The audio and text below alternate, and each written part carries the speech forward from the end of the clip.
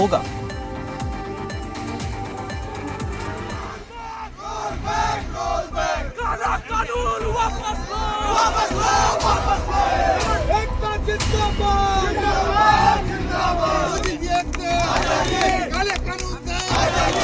विश्वविद्यालय अनुदान आयोग यूजीसी के नए नियम को लेकर शुरू हुआ विवाद अब सिर्फ कॉलेज और विश्वविद्यालय कैंपस तक सीमित नहीं रहा। छात्रों और शिक्षकों के विरोध के बाद अब ये मुद्दा प्रशासन और राजनीति में भी चर्चा का विषय बन चुका है। इसके खिलाफ देश भर में विरोध प्रदर्शन शुरू हो गए हैं। 13 जनवरी 2026 को जारी किए गए नियमों को लेकर यूजीसी के दिल्ली स्थित हेडक्वार्टर के बाहर मंगलवार सुबह सामान्य वर्ग के लोग विरोध प्रदर्शन के लिए पहुंचे। विरोध प्रदर्शन के मद्देनजर बड़ी संख्या में पुलिस फोर्स को तैनात किया गया। प्रदर्शनकारियों को अंदर प्रवेश करने से रोकने के लिए पुलिस ने मुख्य द्वार पर बैरिकेड लगा दिए थे। यूजीसी के नए नियमों के खिलाफ मंगलवार को सुप्रीम कोर्ट में एक याचिका दाखिल हुई। याचिका में आरोप लगाया गया कि नियम सामान्य वर्ग के लिए भेदभावपूर्ण है और उनके मौलिक अधिकारों का हनन करने वाले हैं। वहीं देश भर में मचे बवाल के बाद पहली बार मामले में केंद्र सरकार की तरफ से जवाब आया। यूजीसी विवाद पर शिक्षा मंत्री धर्मेंद्र प्रधान ने कहा, किसी के साथ भेदभाव नहीं होगा। नए नियमों को लेकर भ्रम फैलाया जा रहा। हम यूजीसी के नए नियमों का दुरुपयोग नहीं होने देंगे। किसी को उत्पीड़न होने नहीं दिया जाए, कोई भेदभाव नहीं होगा, कोई डिस्क्रिमिनेशन के नाम पे किसी को भी मिसयूज करने का अधिकार नहीं रहेगा। इसमें यूजीसी हो, भारत सरकार हो या राज्य सरकार हो, इसकी दायित्व रहेगी। मैं आश्वस्त करता हूँ, उसको जो व्यवस्था हुई है भारत की कुछ भी संविधान की परिधि के अंदर होगा। और ये जो विषय आई है ये तो सुप्रीम कोर्ट की निगरानी में व्यवस्था है। इसमें आश्वस्त मैं फील करना चाहता हूँ, किसी के ऊपर भी अत्याचार या किसी को भी भेदभाव नहीं किया जाएगा। यूजीसी के नए कानून का देश भर में विरोध हो रहा है। सवर्ण समाज के छात्र और जनता यूजीसी के नए नियम का विरोध कर रहे हैं। वहीं करणी सेना ने इसके विरोध में देश भर में आंदोलन और दिल्ली कूच करने की चेतावनी दी है। राजस्थान और सोनीपत में भी लोग आकर विरोध प्रदर्शन कर रहे हैं और यूजीसी के नए नियमों पर सवाल उठाए जा रहे हैं। लगातार यहाँ पर विरोध प्रदर्शन हो रहा है, यहाँ बैरिकेड कर दिया गया है और लोग यहाँ पर बैठे हुए हैं। ये प्रदर्शनकारी हैं, यहाँ पर इनकी डिमांड है कि जो नया कानून है ये यूजीसी का, उसको वापस लिया जाए। और इनका यही कहना है कि ये दरअसल असमानता बढ़ाएगा। ये देखिए, इस समय मैं नवीन सिंह कहूँगी कि बैरिकेड लगा के फिलहाल इसको रोक दिया गया है ताकि इस पार कोई ना आ पाए। ये विश्वविद्यालय अनुदान आयोग का कार्यालय है, सामने देख सकते हैं आप। उधर भी पूरी फोर्स जो है बैरिकेड लगा के उसके कार्यालय का जो रास्ता है उसको बंद किया गया है। इनका कहना है कि क्या बात करने की कोशिश करते हैं, क्या डिमांड? देखिए, हमारे सारे साथियों को रोक दिया गया है। हम लोग एक गाड़ी में आए थे, हम लोग ही आ पाए यहाँ तक। सारे साथियों को बॉर्डर पे और इधर साइड में रोक दिया है और पलवल में रोक दिया गया है। हमारे लगभग 700 लोग आए थे, लेकिन हम सिर्फ 7-10 लोग 15 लोग यहाँ पहुँच पाए। डिमांड क्या है आपकी? डिमांड देखिए, डिमांड यही है कि समानता लागू हो। हिंदू सरकार आई थी तो हिंदू की एकता बढ़ाने के लिए, जो भी कदम है वो करे, जातिवादी कदम ना ले। इस एक्ट में इन्होंने कोई भी जांच का प्रावधान नहीं किया है, वैसे मतलब फॉल्स कंप्लेंट का जांच का प्रावधान नहीं किया है। दिल्ली विश्वविद्यालय में यूजीसी के नए कानून को लेकर अब छात्र समुदाय के भीतर असंतोष और मतभेद खुलकर सामने आने लगे हैं। जिस कानून को विश्वविद्यालय परिसर में समानता, आपसी भाईचारा और सामाजिक समरसता को मजबूत करने के उद्देश्य से तैयार किया गया था, वही कानून अब छात्रों के बीच विभाजन का कारण बन रहा है। छात्रों का कहना है कि इस अधिनियम के तहत विश्वविद्यालय में पढ़ने वाले विद्यार्थियों को 2 अलग-अलग श्रेणियों में बांट दिया गया। सबसे पहले हम छात्र, हमारी जाति हमारी छात्र होती है, ठीक है। उसके बाद में मुझे ये लगता है ये यूजीसी का एक्ट चुनाव के टाइम पे लाया गया, ये सब मुद्दा भटकाने के लिए। आज हम एक फिर से उसी ग्राउंड पे आ चुके हैं, जाति की बात कर रहे हैं, समाज की बात कर रहे हैं। सभी यहाँ पे परेशान, अपने समाज को लेकर चिंतित हैं। कानून असमानता को समाप्त करने के लिए यदि कानून है तो बड़ी अच्छी बात है। हमारे देश में पहले से SC ST आयोग, OBC आयोग और उस तरह के तमाम कानून है। लेकिन मेरे कहने का अर्थ सिर्फ इतना है कि इस कानून को लेकर फिर आप कहना बंद कीजिए ना विश्वविद्यालयों को कि वो बौद्धिक विमर्श के केंद्र है, वो जातिवादी विमर्श के केंद्र हो गए हैं। एक दूसरे की लोग जातियां देखेंगे, उसका दुरुपयोग करेंगे। यूजीसी के नए नियम को लेकर जो बवाल शुरू हुआ वो थमता नजर नहीं आ रहा। राजनीतिक दल और राजनेता अपने अपने हिसाब से इसका मूल्यांकन कर रहे हैं। कुछ लोग खुलकर नए नियमों के साथ नजर आ रहे तो कई लोग इसके विरोध में। वही सबसे बड़ी बात, इसमें राजनीतिक मतभेद और विचारधारा भी मायने नहीं रख रहा। छात्र संगठनों के साथ साथ कई सवर्ण संगठन इसके खिलाफ सड़क पर उतर चुके हैं या प्लान कर रहे। ऐसे में आने वाले दिनों में यूजीसी की तपिश और बढ़ने वाली है, इससे इनकार नहीं किया जा सकता। ब्यूरो रिपोर्ट, जी मीडिया।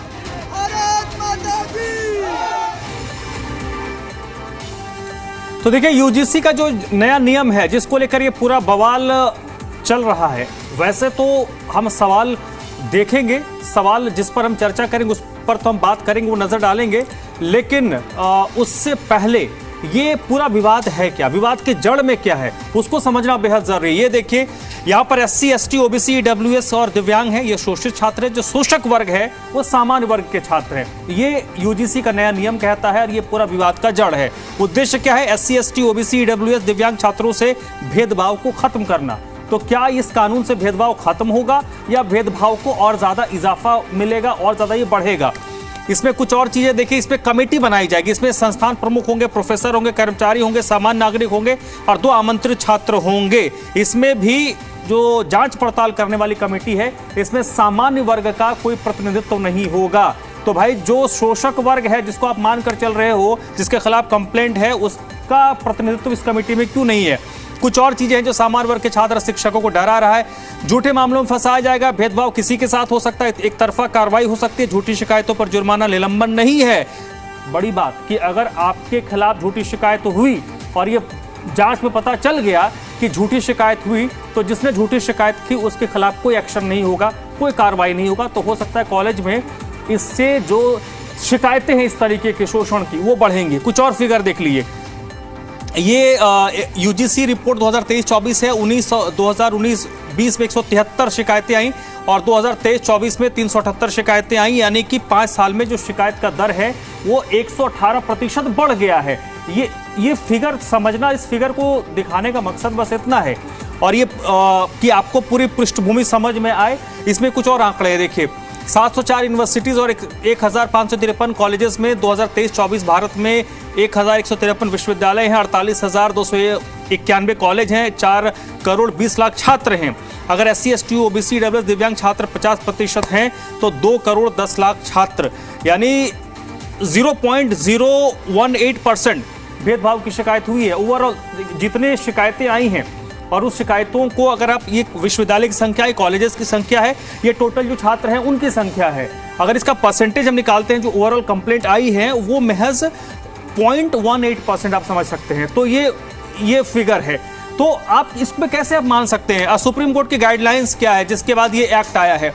उच्च शिक्षण संस्थानों में जातिगत भेदभाव, सुप्रीम कोर्ट की गाइडलाइंस के बाद ये एक्ट, हालांकि इसमें सुप्रीम कोर्ट ने कहा, सुप्रीम कोर्ट के आदेश के बाद इसको लाया गया जातिगत भेदभाव को रोकने का, लेकिन जातिगत भेदभाव को रोकिए, इसमें किसी को कोई दिक्कत नहीं है, लेकिन अगर उसको आप एक चश्मे से देखिएगा तो फिर सवाल रेज होंगे, क्वेश्चंस खड़े होंगे कि आखिरकार क्या आपने ये मानकर, ये देखिए, किसी के साथ अगर भेदभाव होने पर एक्शन होगा, दूसरी है झूठी शिकायत करने वालों को सजा मिले, ये इस एक्ट में है। यूजीसी एक्ट को लेकर सवर्ण समाज की मांग क्या है? भेदभाव हो, भेदभाव जिसके साथ उस पर एक्शन भी होना चाहिए। सवर्णों को अत्याचारी मानने वाला ये एक्ट है, क्योंकि जिसको कहा गया ना, जिसके खिलाफ कंप्लेंट हो रहा है, अगर झूठी पाई गई उसके बाद भी उसको एक्शन नहीं होगा, उसके खिलाफ एक्शन नहीं होगा जिसने झूठी कंप्लेंट दी है।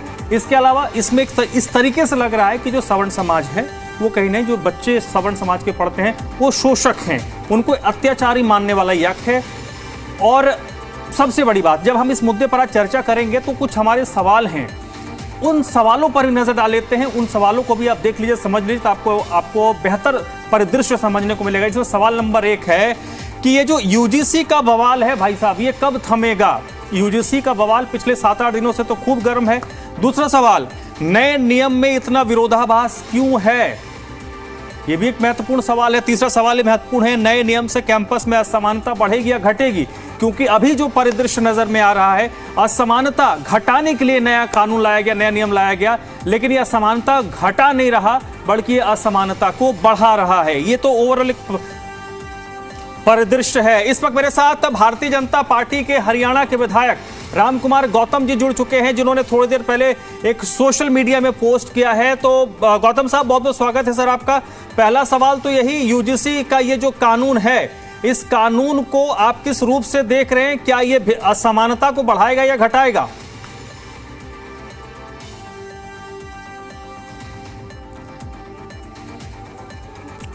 सर, आपको मेरी आवाज आ रही है? फोन कट गया है रामकुमार गौतम जी का। रामकुमार गौतम जी का भी सोशल मीडिया पे एक बड़ा अच्छा पोस्ट आया है, जिन्होंने इस थोड़ा एक कवि के अंदाज में इन्होंने कुछ लिखा है और क्या लिखा है ये मैं उन्हीं से समझने की कोशिश करूंगा, क्योंकि इसमें जो देश के आवाम है वो इस वक्त दो हिस्सों में बटी हुई नजर आ रही है। यूजीसी विधायक भी बीजेपी के विधायक हैं जो यूजीसी के खिलाफ हैं। राम कुमार गौतम जो भारतीय जनता पार्टी के विधायक हैं और वरिष्ठ नेता हैं, सीनियर नेता हैं, हरियाणा के सफीदो विधानसभा से विधायक हैं, उन्होंने तंज कसा है, इसका विरोध किया है।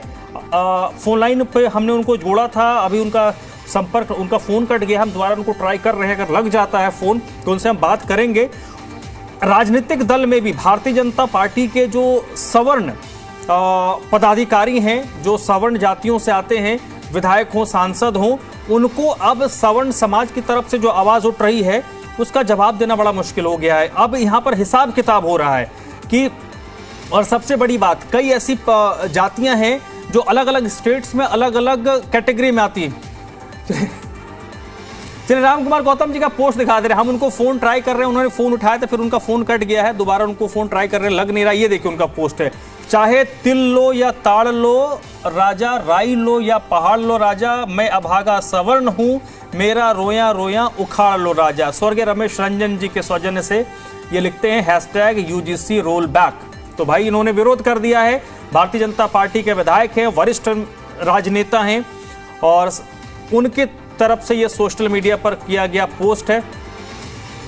तो ये देखिए, अब ना इसमें जो आज ये परिस्थिति बन चुकी है, इसमें अब दो ही चीज नजर आ रही है, या तो आप इस के पक्ष में हो या खिलाफ हो। जो परिदृश्य बना उसमें बीच की लाइन बचती नहीं है। तो यूजीसी को लेकर जो सियासत तेज हो गई है, आम आदमी पार्टी के नेता सौरभ भारद्वाज ने केंद्र सरकार और बीजेपी पर सीधा हमला बोला है। सौरभ भारद्वाज का आरोप है कि बीजेपी, ये देखिए, जानबूझकर समाज को लड़ाने का काम कर रही है। भारतीय जनता पार्टी हिंदू मुस्लिम की राजनीति कर रही है। ये आम आदमी पार्टी के, इन्होंने सवर्णों को बाकियों से लड़ा दिया। सरकार से फैसले पर पुनर्विचार की मांग सौरभ भारद्वाज कर रहे हैं। सौरभ भारद्वाज दिल्ली के पूर्व मंत्री हैं और वर्तमान में दिल्ली में आम आदमी पार्टी के प्रदेश अध्यक्ष हैं। उन्होंने भारतीय जनता पार्टी और केंद्र सरकार पर आरोप लगाया कि हिंदू, और सौरभ भारद्वाज ने क्या कुछ कहा है, क्या जो बात उन्होंने कही वो आपको सुनवा देते हैं। भारतीय जनता पार्टी थी, इससे पहले भारतीय जनसंघ थे, इससे पहले ये हिंदू महासभा थी और पता नहीं क्या क्या थे, मगर इन्होंने काम सिर्फ लड़ाने का ही किया। ये पार्टी बनी इसलिए, कभी ये हिंदुओं को मुसलमानों से लड़ाते हैं, कभी ये। तो चलिए, राम कुमार गौतम सफीदों से विधायक हैं, वो हमारे साथ जुड़ चुके हैं। Ram Kumar Gautam ji, UGC roll back आपका हैशटैग, अभी हैशटैग यूजीसी रोल बैक आपका सोशल मीडिया में पोस्ट देखा सर हमने, आपका क्या, आप इसकी मुखालफत कर रहे हैं? देखिए, ये जो कानून बनाया है यूजीसी का, इस कानून में ड्रास्टिक सुधार की जरूरत है। इसमें बहुत सुधार की जरूरत है। अगर सुधार इसमें नहीं किया गया तो ये बीजेपी के लिए भी, देश के लिए भी बहुत ही बेहुदा कानून होगा। ये, इसमें इमीडिएटली सुधार की जरूरत है। ओके, हाँ, ये सुधार की जरूरत है। मैं रोल बैक नहीं कहता, मैं ये कहता हूं कि इसमें सुधार करो पूरा। इसका मतलब जो नॉन रिजर्व कैटेगरी है वो इस देश को छोड़ के चले जाएं क्या? कोई गलत भी अगर कोई गलत शिकायत कर देगा तो गलत शिकायत करने वालों के खिलाफ क्या सजा है उसकी? तो इसलिए अनेक चीजों में सुधार की जरूरत है। इसकी बहुत दोबारा नए सिरे से सोच समझ के कानून लाना चाहिए। ये कानून है जी, चीज बिल्कुल वाहियात है, गलत है। सर ये बताइए राम कुमार गौतम जी, आपने कहा कानून सोच विचार कर इसमें परिवर्तन करना चाहिए, तो आपको क्या लगता है कि बगैर सोचे विचारे इसको थोप दिया गया, कोई चर्चा नहीं, कोई बातचीत नहीं? बिल्कुल बगैर सोचे विचारे, बिल्कुल बगैर सोचे विचारे है ये कानून। सर ये बताइए, बहुत बातें अभी मैं आपके चैनल पे आज शेयर नहीं करना चाहता। जी, बहुत चीजें गलत हुई हैं जिससे देश को नुकसान हुआ है। सर ये बताइए, से बहुत चीजों की जरूरत है आज हर आदमी। जो ये ओबीसी भी बनाया गया था, जब ओबीसी बनाया गया तो उसमें सोशली और एजुकेशनली बैकवर्ड कम्युनिटियों के लिए बनाया गया था। इसमें अनेक जातियां ऐसी हैं जो किसी भी तरह से सामाजिक दर्जा उनका कमजोर नहीं है, ना वो एजुकेशनली पीछे हैं। ये तो देश को कमजोर करने वाला कानून है। कहाँ जाएंगे? छोड़ के चले जाएं जो नॉन रिजर्व कैटेगरी है, कहाँ जाएं वो? यानी आप ये सर आप ये कह रहे हैं ये सबका साथ सबका विकास का मामला नहीं है?